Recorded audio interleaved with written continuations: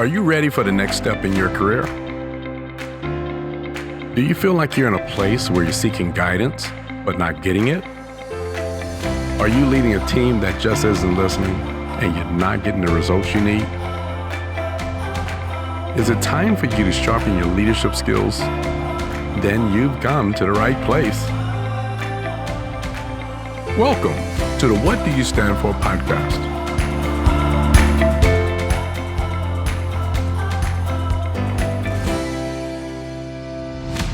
Hey everybody, welcome to the What Do You Stand For podcast. This is a place where emerging leaders in hospitality come to when they want to be inspired, informed, and transformed. My name is Arthur Keith, and I am the host of this podcast. I'm thrilled today to be here to share with you some of my personal, private thoughts on leadership, just some things that have been on my mind over the years and things that I've learned over the years. Typically, we come to you with it's myself and a few others, but I really want to stop back and do this one solo. So I'm just going to wing it. But before we get too deep into it, I want to start with a parable. And this is the parable of the weary traveler. The weary traveler. There was a weary traveler that came upon a small village, and he met the watchman at the gate. And he went to that watchman, and he said to the watchman, "What are the people like in this town?"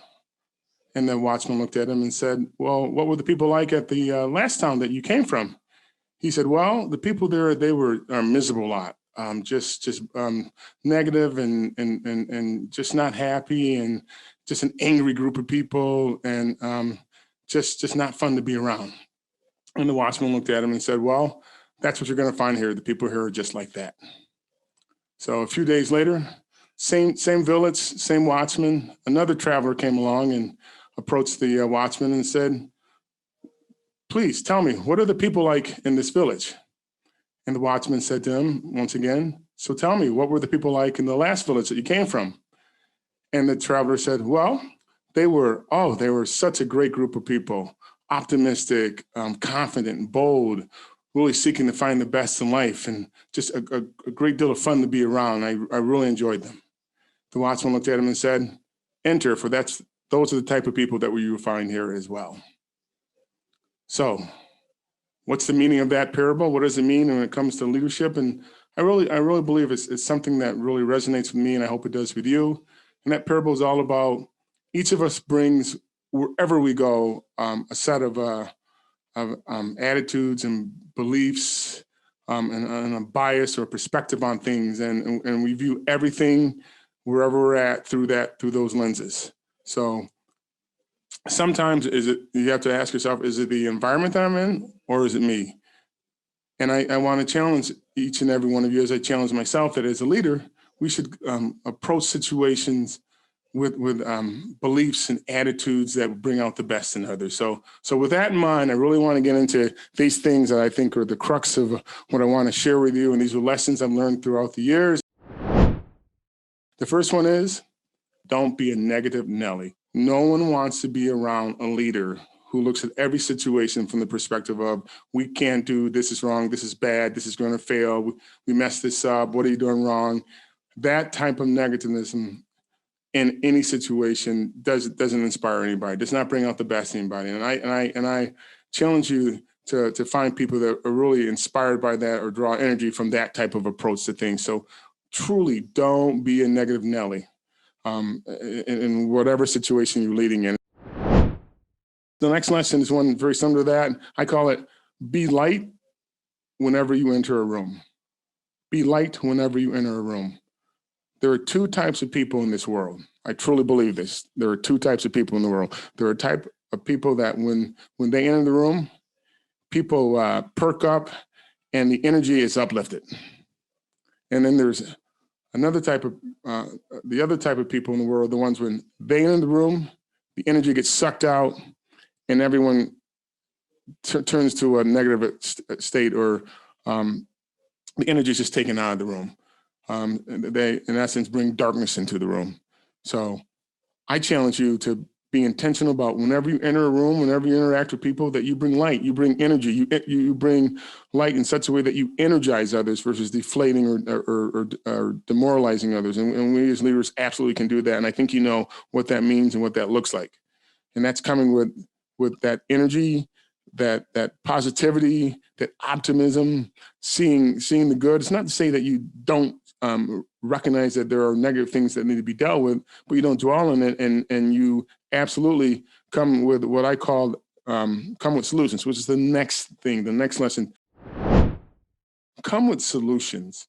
Come with solutions as a leader. Challenge your people to come with solutions. Absolutely listen to what's going on. Listen to the critique of the scenario and what's not right, but challenge them and challenge yourselves to come with solutions, even if it's a half-baked solution. It's amazing how often half-baked solutions are the seeds or the roots that can be developed into the full-blown solution to a problem. And when you come at it from a mind perspective, solution focus, you're already got the wheels turning in your mind to help begin to fully define and describe and develop what needs to happen to correct that. If you are just still stuck in the critiquing and explaining what's wrong, then you haven't started moving forward. So get into the mindset of coming with solutions, recognize the problems, be able to communicate the problem, but commit to putting big energy into coming up with solutions to the problem. My next lesson is something that I've learned throughout the years is you got to own and chart your own course as a leader. Yeah, I know everyone thrives and seeks to find that business and that boss that's going to be fully vested in you and put your best interests at heart, or have your best interests at heart and put your best interest as an individual first. Well, the truth of the matter is most businesses don't put individuals first; they put the business first. But you as a leader in that business, absolutely own your own course. I'm not saying you're not committed to the business, but also understand and recognize you need to own and chart your own course.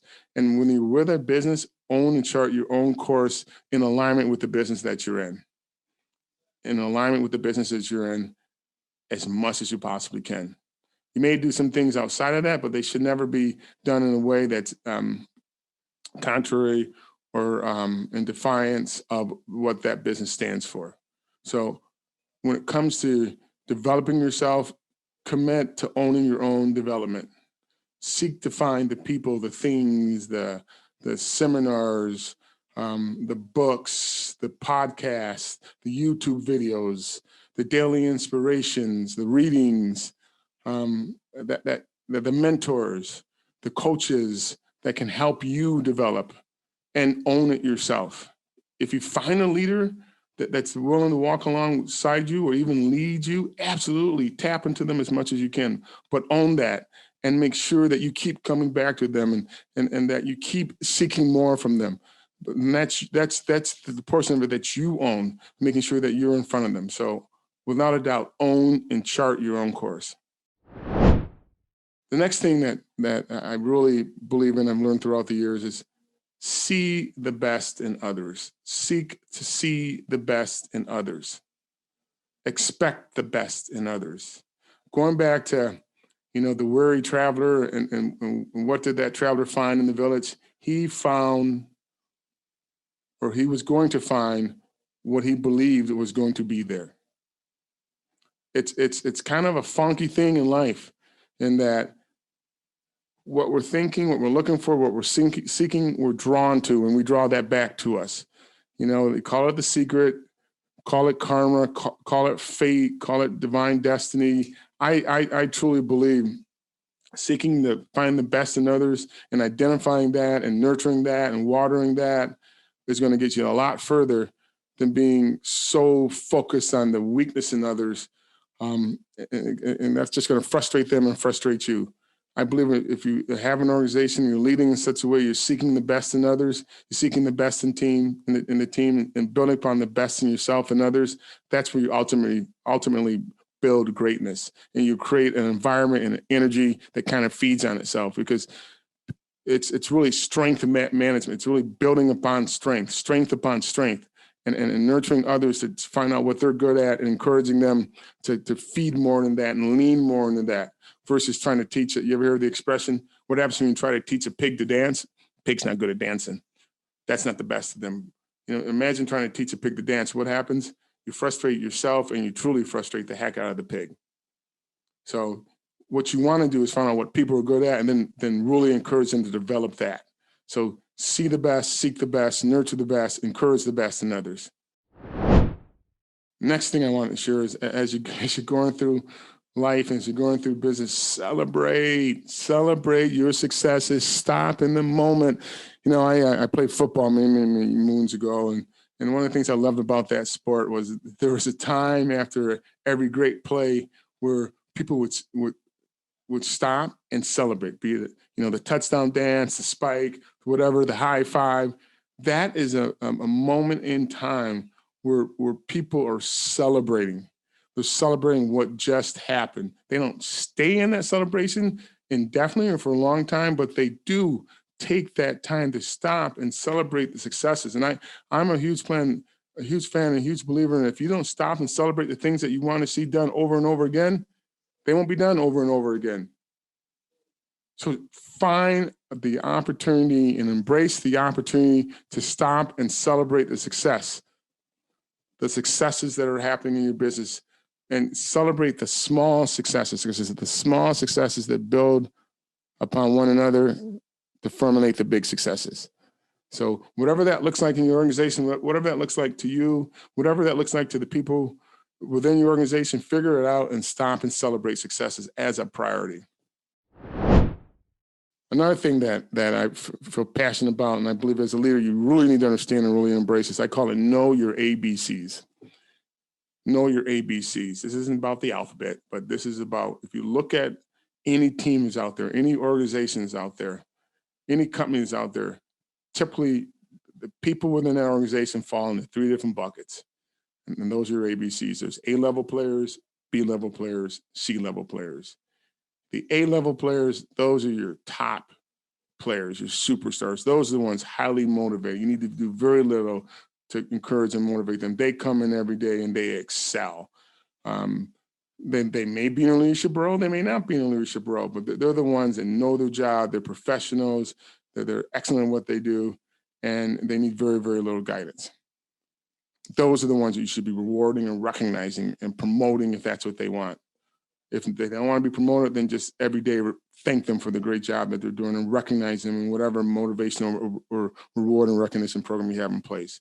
Those are your A players. Your B players, that's the heart and soul of any organization. It's usually the biggest bucket of people, all right? Those are your everyday, come in, shoulder to the wheel, grind it out. They have great days, typically.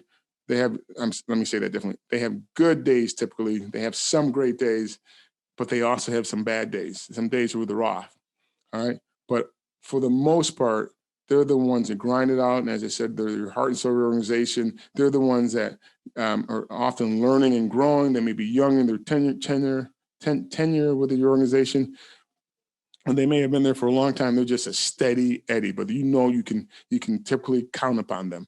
And those are the ones, yes, when they do something great, you want to love them in the moment, recognize them in the moment, and you want to make sure you take care of them. You want to make sure you do things to show that they're appreciated.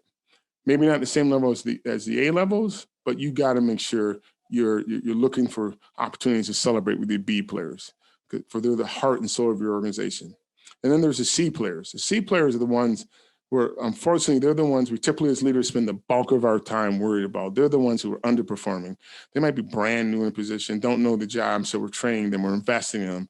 Or they may just be the folks on your team with the worst attitudes, and they're the ones that you really wish they would go away, but they're there and they're yours while they're with you, and you're spending an inordinate amount of time managing them. Poor, low revving organizations, your C bucket is going to be 25, 30, 40% of your team. In a high revving organization, it might be 5 or 10%, but every organization's got C players.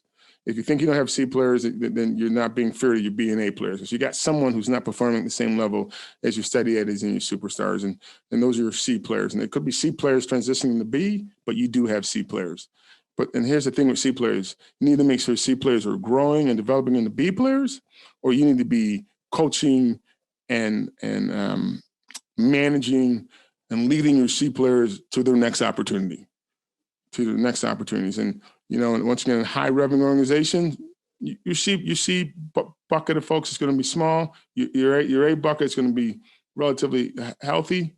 And your B bucket would be your heart and soul of your team. But trust me, you have A, B, and C players, and they need to be treated differently. And that's why I think it's important as a leader, your A, Bs, and Cs. A players, love them, recognize them, promote them. B players, encourage them, inspire them, invest in them. C players, coach them, counsel them, train them, give them the opportunity to grow. And if they don't grow, they need to be given the opportunity to grow someplace else. So know your A, Bs, and Cs. The next lesson that I feel really passionate about, and I think every leader should embrace, is this concept of treat everyone with dignity. Treat everyone with dignity. And by that, I mean, we tend to have certain people on our team that we enjoy being around more than others. It's often the people that we relate to or that we see ourselves in. And then we have those who we may not see ourselves in, or they may just be a pain in the you-know-what. They're difficult to be around. They're opinionated. They may not know the job. They may just be defiant. But whatever you do, always treat everyone in your organization with respect and dignity. Treat them with the respect and dignity that you want yourself. And I say that because you never know where those people are at in life. You never know what's going on outside of your organization and what they're dealing with and what burdens they're bringing to life. And, maybe that negative attitude, negative energy, maybe that's because they're dealing with something that's just really, really heavy in life. And it's just tough for them to be at work, and they can't be their best at that season in life, And I say you want to treat everyone with dignity because as they walk through that, and perhaps they end up leaving your organization, and then they reach a point in life where they do turn things around, or they do recognize what they were doing was wrong. And then, believe it or not, there's not an unlimited workforce out there. And I've seen this. I've seen people grow, mature, and then come back. And they come back with a much higher level of respect and much higher level of maturity for you as an individual and for your organization because of the way you treated them during a time when they themselves typically know they deserve something different, or they felt like they deserved something different. So treat everyone with dignity. And if you're taking someone through the termination process, treat them with dignity, treat them with respect so that they can leave and have the opportunity to grow into that person that they're meant to be. So the next thing that you really great leaders stand for and great leaders embrace is this concept of rewarding success and failure and punishing activity. You're like, what? Reward failure? What do you mean? No, by rewarding failure, I mean reward those who took a risk, who tried something new, who went out there to develop something, do something different, refine the process, offer an opportunity to someone who's learning and growing. And at times things fail. But reward them and encourage them to not give up on trying those new things, because it's in those taking risk moments that ultimately the biggest gains are at some point garnered. It's when you stop being willing to take risk, or it's when you create an organizational environment where people are fearful of taking risks or trying something new. That's when businesses stop growing. No risk, no reward. So if you're only rewarding the successes, trust me, you're limiting the number of potential successes that could be had. If you're really bringing the big bat, and by bat I mean if you're really bringing the strong negative consequences to the scenarios where someone's failed, they're going to start stepping back and getting gun shy, and they're going to stop trying to create something new and innovative. So, the third leg of that was reward success, reward failure, and punish inactivity. If someone's lying around doing nothing, not seeking to create anything new or develop anything new, and every day is the same as the last day, to me, that's inactivity. Every business should be seeking to constantly innovate, constantly improve processes, constantly reimagine, and to the concept of continuous improvement. If there's not efforts being done to continuously improve or to continuously develop people, to me, that's inactivity. And as leaders, we should be identifying those leaders who are doing that. And punish sounds like a strong term, but it's the only term which I think is right and fitting for that type of leadership. It should be punished. All right, the next lesson that I truly hope that you will embrace is, what do you stand for, leader, in the coming years, this concept of bring someone with you. Bring someone with you. If you're out there, you're nailing it, you're growing, you're getting opportunities. And if you look to your right, look to your left, look behind you, and there's no one coming along with you, then you're not a complete leader. You might be a complete individual, but you're not a complete leader. Leaders bring others with them. They take their team, they develop their team, they develop their assistants, they find that spark and they nurture that spark. And as they're growing, others are just, trust me, growing with them, and they're creating opportunities for them, but they're not moving forward alone. So this concept of bringing someone with you should absolutely be something that you're committed to, because if you're bringing along a team with you, trust me, the thrust and the wave that you're creating is going to carry you as an individual much further as well, because it won't just be your impact growing an organization. It'll be the combined impact of your skills, abilities, and all those that you're bringing along with you as they grow. You create a wave. Picture a tidal wave growing, which that's not an individual, it's a tidal wave of people growing with you. And that's, if you can, as a leader, envision that and commit to that, and commit to bringing others with you, you will grow and go much further in life and in your career. The next thing is this concept of owning your own brand. What is your brand as a leader? What do we're all about, what do you stand for? And what do you stand for as a leader? That's your brand. It's not just what are you good at, but it's what values do you bring, what beliefs do you bring, how do you present yourself? And if you're not in the room, what are people saying about you? That's truly what your brand is. And so great leaders are intentional about creating that. They know what they're striving to create, and it is something that they're intentional about and they're conscious about. They own it and they bring it every day. They bring it every day. So what is your brand? What is your brand? And do you own it? Or is this just something that when you feel like it, you do it? If it's just something you feel like when you do it, well, guess what? That level of inconsistency, that's going to be reflected in your growth. It's going to be reflected in your opportunities. It's going to be reflected it's going to be reflected in what people around you do. Own your brand. Own how you present yourself. Bring your best every day. Commit to that. Commit to that. All right, just a couple more. In hospitality, there's a concept that I really believe is worth sharing, and one that you should really embrace and really commit to. And that's the concept of take your guest seriously, don't take yourself seriously. You're like, what? Wait, man, you just said own my brand. I said, yeah, own your brand, be intentional, but you know what? Get over yourself. Be humble. If you make a mistake, share it. Be transparent. Be vulnerable. Leave your ego at the door. Be humble. Be willing to lift others up. Be willing to put others first. Put yourself last. This whole concept of servant leadership, yes, that is the foundation of our industry. We are a service industry, serving others. If we as leaders don't model that, how in the heck do we expect our people then to truly believe it? So don't take yourself seriously when it comes to your ego. Be intentional about your brand, but don't be an egotistical, ego-driven leader. It's not about you. It's about your business. It's about your people. It's about your guests. And that's where we say take guests seriously. So what's important to our guests should be important to us. Now, the third leg to this take guests seriously, don't take yourself seriously, is in order to take your guests seriously, you have to make sure you're taking care of your employees.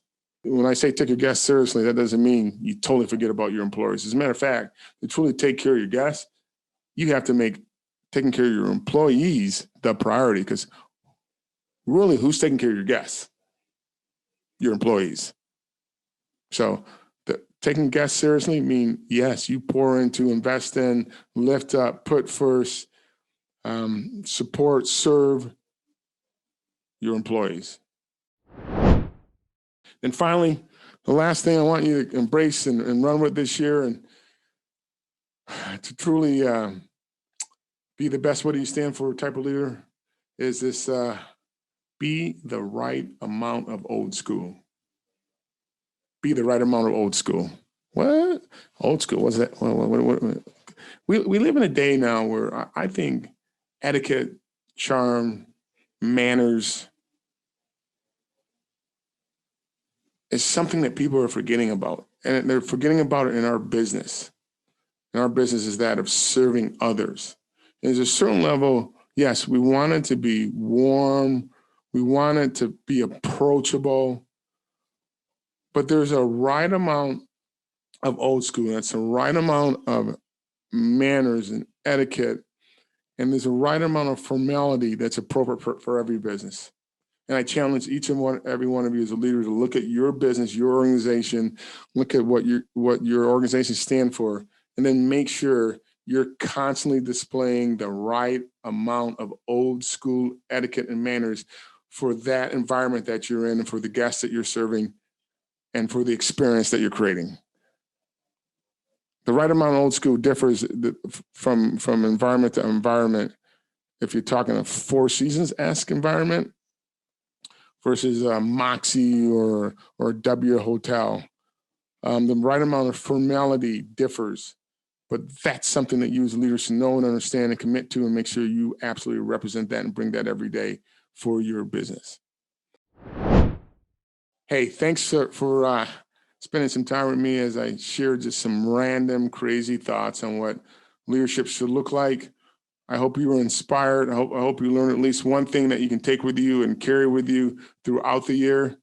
What do you stand for podcast? We'll be here throughout this year. We'll be coming back on a regular basis, sharing with you insights and what great leadership should look like in 2021. This year is we're all ready for this year to start, roll, and to allow us to put 2020 in the rearview mirror behind us. But with that, let's go back to basics. Let's go back to understanding that we as leaders bring with us attitudes, beliefs, feelings, and perspectives and points of view that really frame and impact everything that happens around us. And that we, display those in how we treat and deal with others in all situations, so that we can be a leader that stands for more than making a profit, and one that stands for developing and growing others, and truly creating businesses and organizations that have a much broader impact than the bottom line, and have an impact that moves us positively forward from 2020 out of this crazy season that we're in. So thank you for listening. Hope you will come hear us again on a future podcast. In the meantime, should you wish to connect with me or learn more about me, you can go to arthurkeith.com. Drop a note there, ask questions. Always looking for topics for future podcasts. Feel free to connect with me there. In the meantime, it's important that you stand for something and that you be intentional about committing to doing the things that are in alignment with what you stand for. Thank you.